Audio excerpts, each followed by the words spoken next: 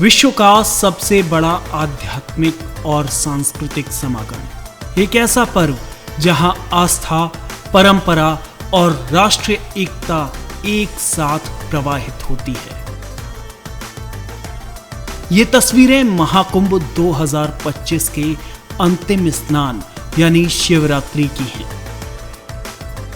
13 जनवरी से शुरू हुए इस महासंगम में देश के 65 करोड़ से ज्यादा यानी करीब आधी आबादी, अमेरिका की 2 गुनी से ज्यादा और रूस की 4 गुनी और जापान की 5 गुनी, यूके की 10 गुनी और फ्रांस की 15 गुनी से ज्यादा जनसंख्या ने त्रिवेणी संगम तट पर स्नान किया।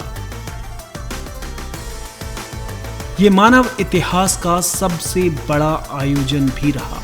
इससे पहले इतनी बड़ी संख्या में लोगों के सहभागी होने के प्रमाण नहीं मिलते। इस ऐतिहासिक आयोजन में भारत के प्रथम नागरिक से लेकर लोकतंत्र के शीर्ष प्रतिनिधियों तक ने अपनी सहभागिता दर्ज कराई।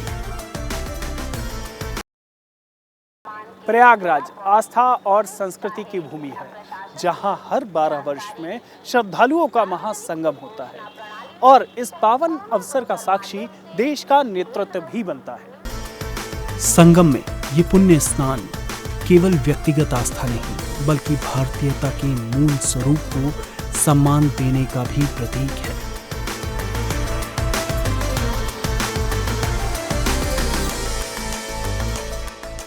देश की राष्ट्रपति द्रौपदी मुर्मू भी 10 फरवरी को महाकुंभ के दौरान प्रयागराज पहुंची।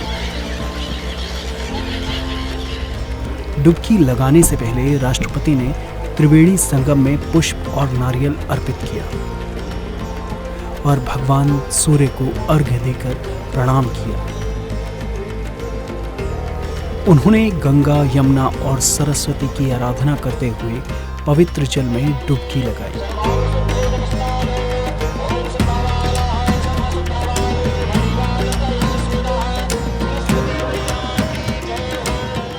इसके बाद वैदिक मंत्रोच्चार और श्लोकों के बीच उन्होंने संगम स्थल पर पूजा अर्चना की और संगम की आरती भी उतारी। इस दौरान उनके साथ उत्तर प्रदेश की राज्यपाल आनंदीबेन पटेल और मुख्यमंत्री योगी आदित्यनाथ भी मौजूद रहे।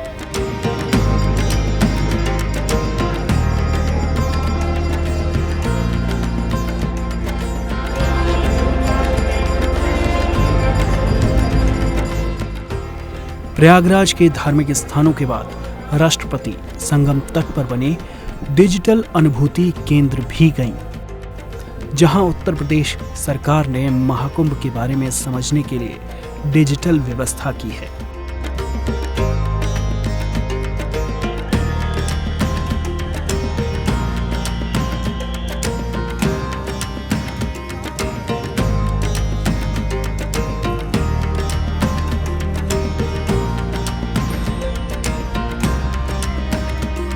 राष्ट्रपति के महाकुंभ दौरे से पहले 1 फरवरी को उपराष्ट्रपति जगदीप धनखड़ ने भी प्रयागराज की यात्रा की। भारत के उपराष्ट्रपति का कुंभ में आगमन न केवल एक राजकीय यात्रा है, बल्कि ये इस आयोजन के प्रति उनकी आस्था और भारतीय संस्कृति के प्रति उनकी प्रतिबद्धता को दर्शाता है।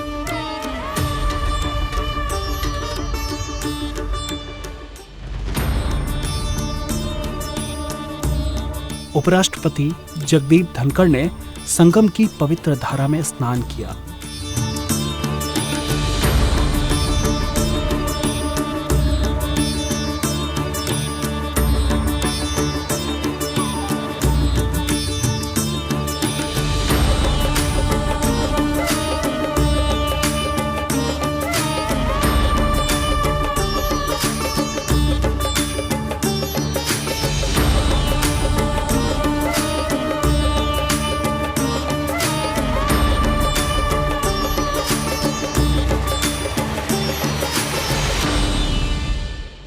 इसके बाद त्रिवेणी पर पूजा अर्चना भी की।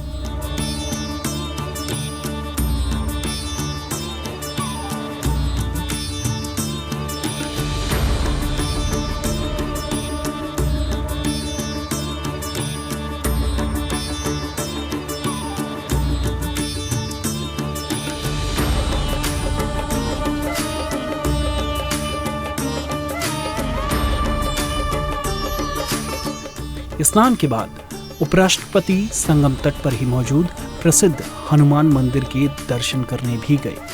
इस अवसर पर उपराष्ट्रपति ने कुंभ के आयोजन की भव्यता की सराहना की और इसके सफल आयोजन के लिए सरकार की भी प्रशंसा की। जो प्रशासन ने कार्य किया है, मैं अभिभूत हूँ। कभी कल्पना नहीं की थी कि भारतवर्ष में इस प्रकार का आयोजन होगा। हर स्तर के ऊपर प्रशासन ने और माननीय मुख्यमंत्री जी ने जो चमत्कारी करिश्मा दिखाया है। एक हादसा हुआ और अंदाजा लगाइए कितनी त्वरित गति से, किस गति से हर मामले को हैंडल किया गया।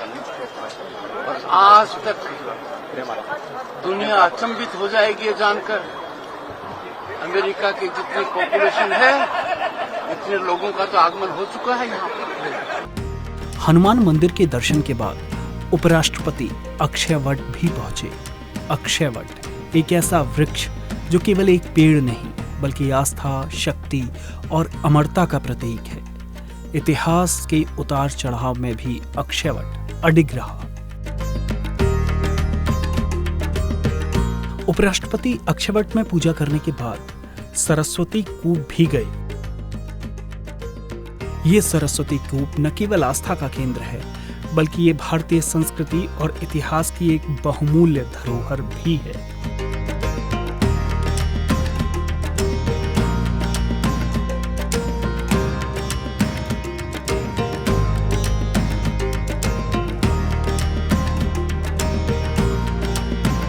प्रधानमंत्री नरेंद्र मोदी ने भी महाकुंभ आयोजन के 24वें दिन मंत्रोच्चार के बीच प्रधानमंत्री मोदी ने संगम में डुबकी लगाई। स्नान के बाद प्रधानमंत्री ने सूर्य को अर्घ्य दिया और मंत्रों का जाप करते हुए पूजा की।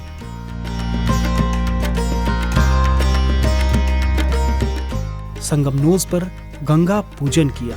संगम स्नान के बाद प्रधानमंत्री मोदी ने सोशल मीडिया पर लिखा कि महाकुंभ में आज पवित्र संगम में डुबकी लगाकर मैं भी करोड़ों लोगों की तरह धन्य हुआ। माँ गंगा सभी को असीम शांति, बुद्धि, सौहार्द और अच्छा स्वास्थ्य दे।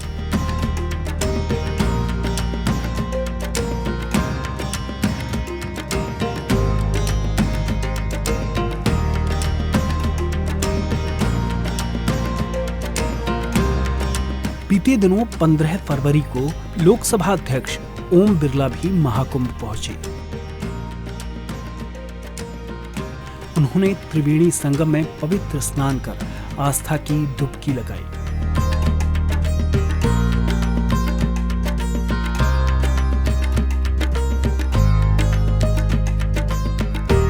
लोकसभा अध्यक्ष ने कहा कि महाकुंभ भारत की आध्यात्मिक आस्था का प्रतीक है।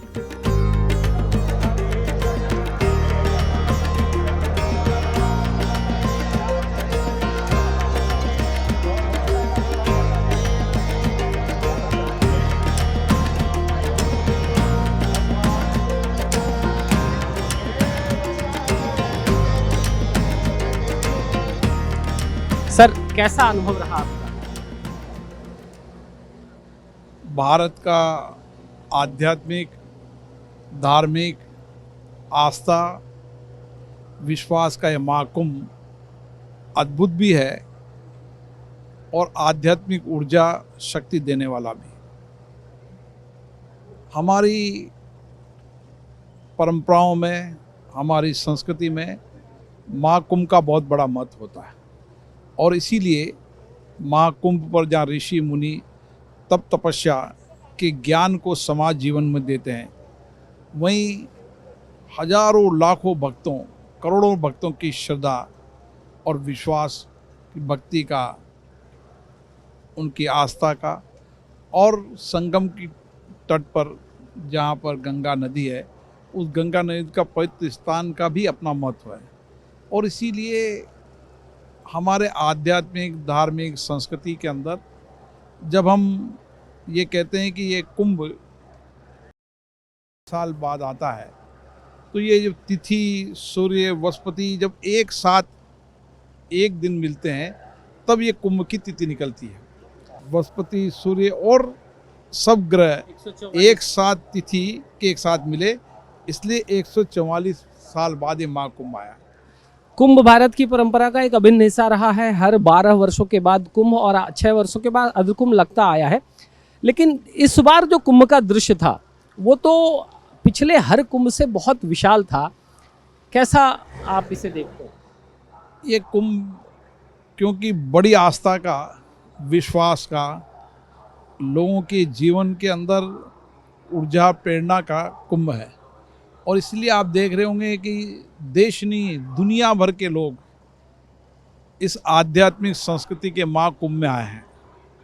दुनिया के कई देश के लिए श्रद्धालु भी आए हैं, भक्ति भाव वाले आए हैं, जो आध्यात्मिक धर्म में आस्था रखते हैं, वो ज्ञान वाले गुरु भी आए हैं।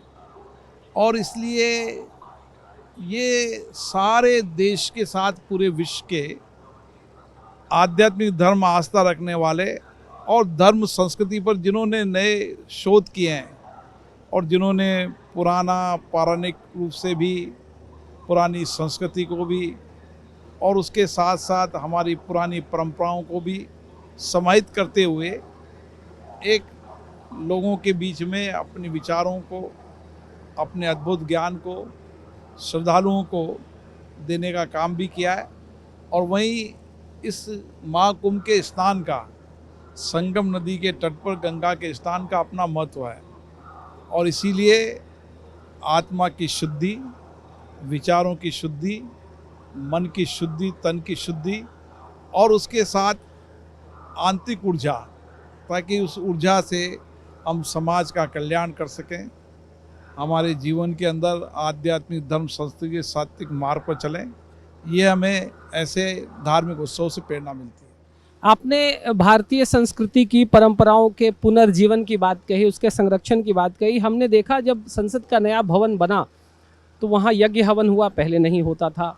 एक सेंगोल स्थापित किया गया और अब धीरे धीरे ये सारी परंपराएं भी बहुत उसी रूप में पुनर्जीवित हो रही हैं।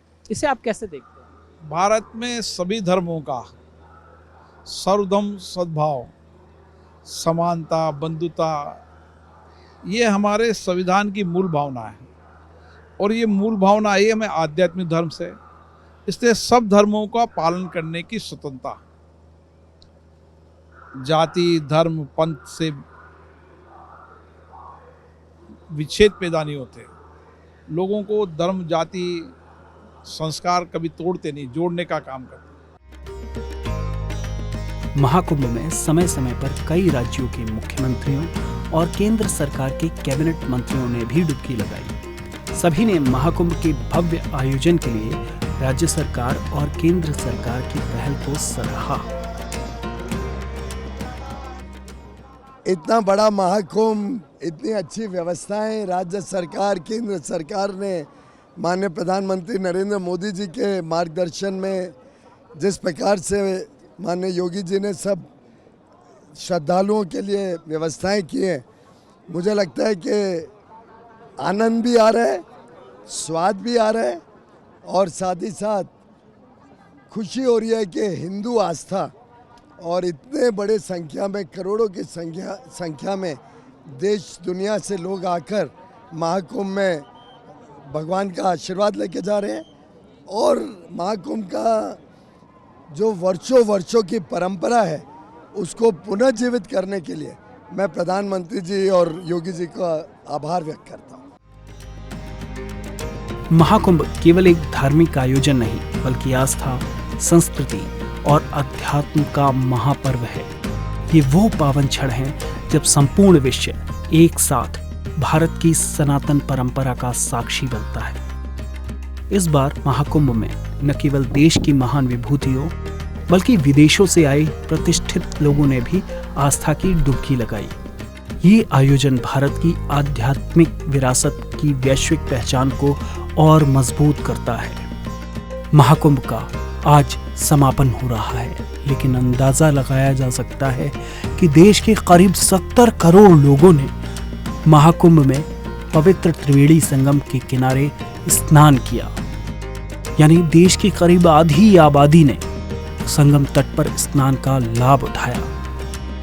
बुधवार को महाशिवरात्रि के पावन अवसर पर अंतिम पूजन के साथ कुंभ का धार्मिक अनुष्ठान पूर्ण हुआ। साथ ही 144 साल बाद बने उस दुर्लभ संयोग का भी समापन हुआ जो दुनिया भर में मौजूद 60% से ज्यादा सनातन में आस्था रखने वालों को एक अस्थायी नगर में खींच लाया था। नव विक्रम सिंह, संसद टीवी।